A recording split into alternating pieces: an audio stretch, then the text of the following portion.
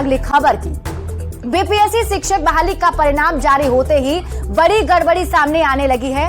आयोग के बाहर पहुंचे अभ्यर्थियों का आरोप है कि एक ही कैटेगरी में कम नंबर वाले को पास कर दिया गया है, तो काउंसलिंग के दौरान कईयों को ओटीपी ही नहीं मिल रहा है। वहीं कुछ अभ्यर्थियों का यह भी आरोप है कि ऑप्शन में डाले गए जिले अभी तक उन्हें आवंटित नहीं किए गए हैं। पहले आप ये रिपोर्ट देख लीजिए, फिर खबर तो समझिए।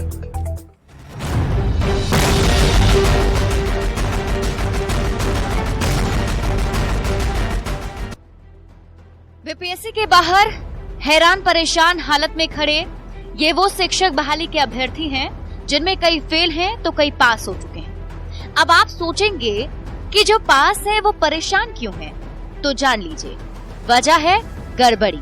और आइए इन्हीं की जुबानी शिक्षक बहाली में गड़बड़ी की पूरी कहानी सुनते हैं। ये है ईद मोहम्मद। ईद मोहम्मद ने शिक्षक बहाली पास करी, लेकिन इन्हें उन 3 जिलों में से कोई भी जिला नहीं मिला जो इन्होंने बीपीएससी की तरफ से मांगे गए ऑप्शन के तौर पर डाला था। फॉर्म डाला गया था तो उसमें बोला गया था कि 3 जिला सिलेक्ट करना है, तो हमने 3 जिला सिलेक्ट किया था, बस तीनों में से मेरा कोई भी एक जिला नहीं आया और हमको बेगूसराय भेज दिया गया। हालांकि भेज दिया गया जी, हालांकि यहाँ पे लिखा हुआ है। ईद मोहम्मद की तरह ही नवल किशोर भी शिक्षक बहाली की परीक्षा में बाजी मार चुके हैं, लेकिन मुश्किल ये है कि काउंसलिंग के लिए जाते हैं तो ओटीपी ही नहीं मिलता।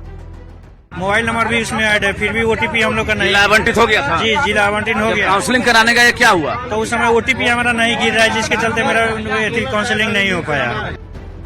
ओटीपी वाली समस्या सिर्फ नवल किशोर ही नहीं बल्कि और भी कई लोगों के साथ है। खैर, अब जरा दिव्यांग मुदस्सर नजर की परेशानी जान लीजिए। मुदस्सर का कहना है कि उनके ही मोहल्ले में उनसे कम नंबर वाले का सिलेक्शन हो गया, लेकिन 58 मार्क्स होने के बावजूद उनका चयन नहीं हुआ। गली में स्ट्रीट में रहती है, एक लेडीज है जिनका 45 पे हुआ है सर, और एक 55 पे हुआ है, बट 58 का मेरा। ज्यादा नंबर पाकर भी सिलेक्ट ना होने वाले की लिस्ट में सिर्फ मुदस्सर ही नहीं, इनके जैसे बहुत से चेहरे हैं। संगीता का तो यहाँ तक कहना है कि कम नंबर पाने के बाद भी उसकी भाभी का सिलेक्शन हो गया, लेकिन उसका नहीं हुआ। 64 नंबर होते हुए भी नहीं हुआ। संगीता वर्मा है, देखिए 64 नंबर लाई है, बीसी कैटेगरी में है, लेकिन इनका सिलेक्शन नहीं हुआ है, जबकि दावा है कि 52 नंबर का सिलेक्शन हो गया है। परेशानी यही खत्म नहीं होती। विकी गोयल का कहना है कि सुप्रीम कोर्ट के फैसले का हवाला देते हुए बीएड अभ्यर्थियों का रिजल्ट ना निकलने की बात कही जा रही है, लेकिन कई बीएड वालों को पास कर दिया गया है। लेकिन मेरे ही घर के जस्ट बगल में बीएड वाले का पीआरटी में रिजल्ट आया है। क्या बात करते हैं? 1 to 5 में एकदम गारंटी के साथ सर, पीआरटी वालों का मेरे घर के जस्ट बगल में आया है। इन सारे लोगों की परेशानी बताती है कि परीक्षा एक हुई, लेकिन कई तरह की समस्या खड़ी हो गई। दुखद ये है कि कोई सुनने वाला नहीं है।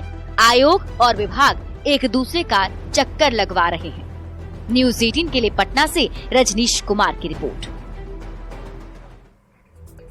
और अब आप शिक्षक बहाली के रिजल्ट पर सवाल के मायने को समझिए।